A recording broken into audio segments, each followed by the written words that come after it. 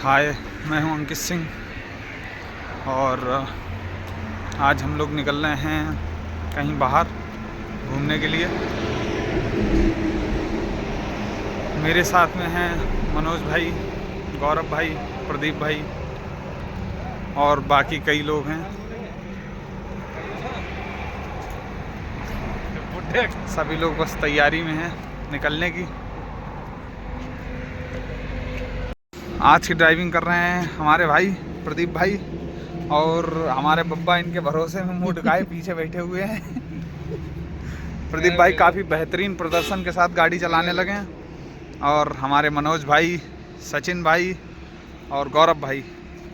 तो अब हम सभी लोग बस निकलने ही वाले हैं कुछ देर में। जी जी जी बताइए। आप समझिए,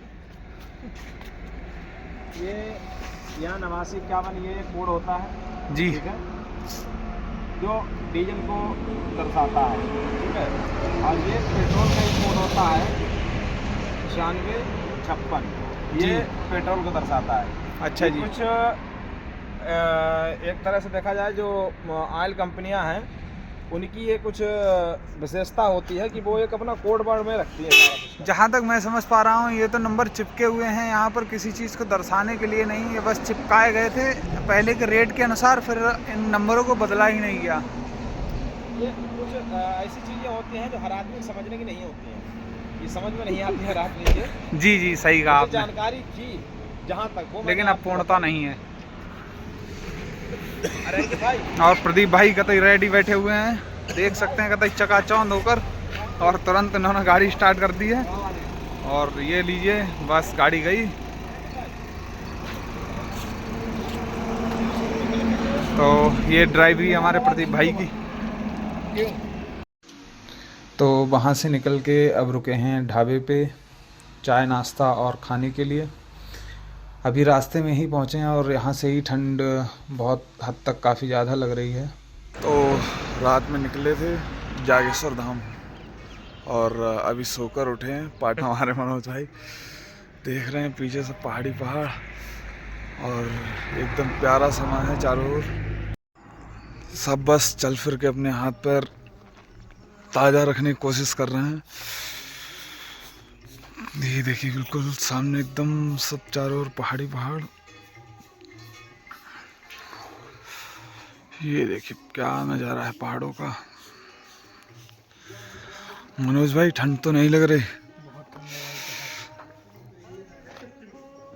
ये देखिए बिल्कुल नवेला डाकू।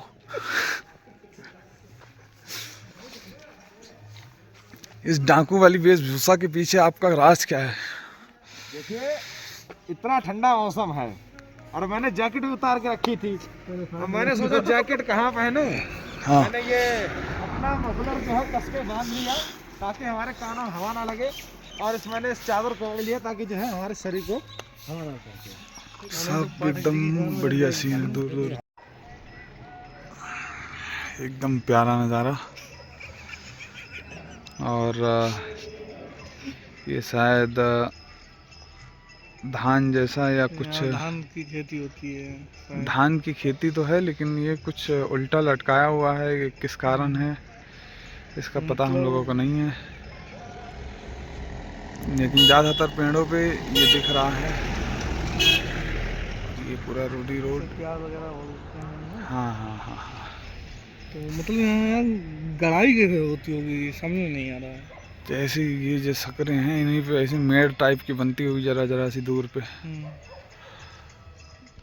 तो अभी जागेश्वर धाम पहुँच चुके हैं और अभी अभी बस पहुँचे हैं, सुबह का समय है। अब बस चाय नाश्ता वगैरह वगैरह करेंगे। देखिए सब एकदम पीछे का बढ़िया मौसम है। ये लोग सो ही गए यार।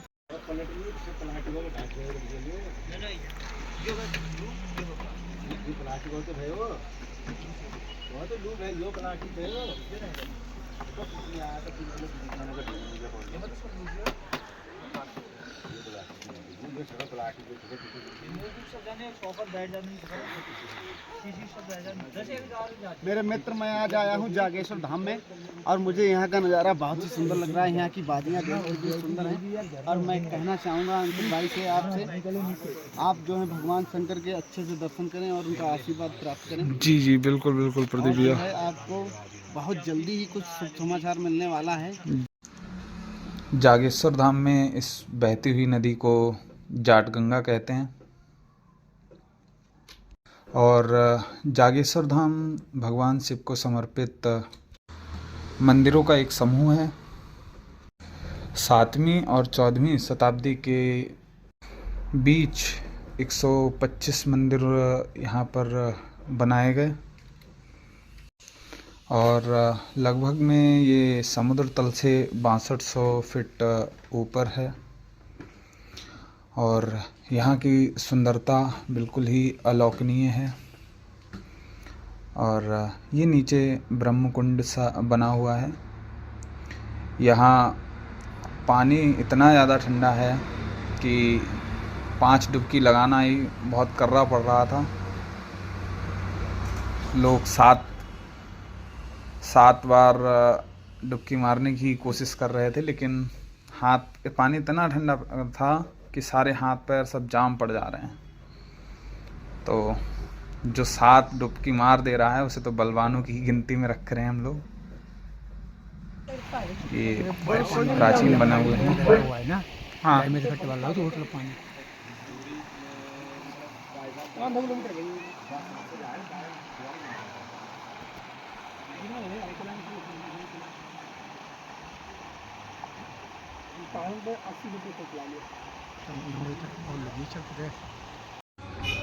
तो वहाँ पहले तो हम लोगों ने ब्रह्म कुंड में स्नान किया और अब उसके बाद हम लोग आए हैं मंदिर के अंदर। यहाँ सभी लोग पहले से ही पूजा अर्चना कर रहे हैं और ये मंदिर के अंदर का दृश्य है। पुराणों के अनुसार यहाँ भगवान शिव और सप्तऋषियों ने तपस्या की थी और यहाँ के बारे में कहा जाता है कि यहाँ जो कोई भी मनोकामना मांगो वो सदैव पूरी होती है और जिसका बहुत भारी दुरुपयोग हो रहा था। और इसी कारण 8वीं सदी में श्री शंकराचार्य जागेश्वर धाम आए और उन्होंने महामृत्युंजय में स्थापित शिवलिंग को कीलित करके इसको रोकने की व्यवस्था की, ऐसा यहाँ कहा जाता है। और कहा जाता है कि यहाँ जो सच्ची मनोकामना मांगता है, पूजा अनुष्ठान और यज्ञ करके उसकी मनोकामना हर हाल में पूरी होती है। ये मैं प्रांगण के अंदर घूमता हुआ बहुत अच्छा लग रहा था यहाँ पर, क्योंकि धार्मिक जगह पर जाने से एकदम अलग अनुभूति ही रहती है। तो अब हो गया था हम लोगों का निकलने का समय।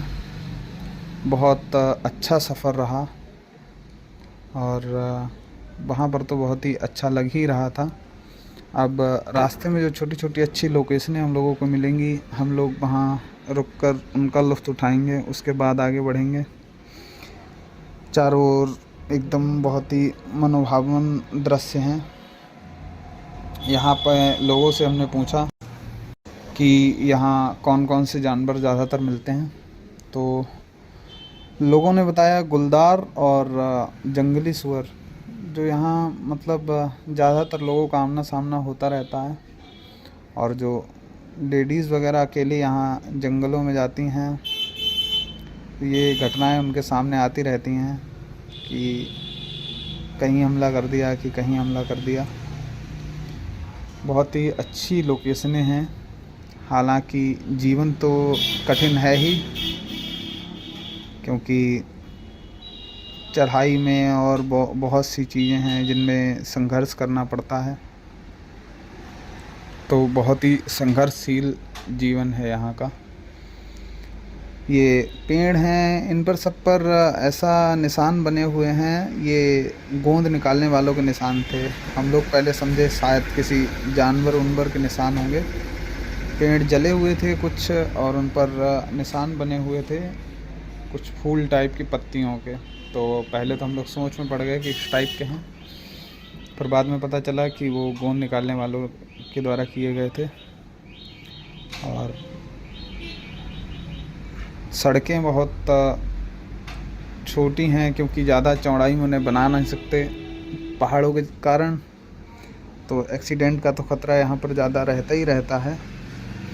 लेकिन तब भी इतना अच्छा अनुभव है। तो अब है वापसी का समय और अब बस जागेश्वर धाम से वापस सीधे बरेली के लिए।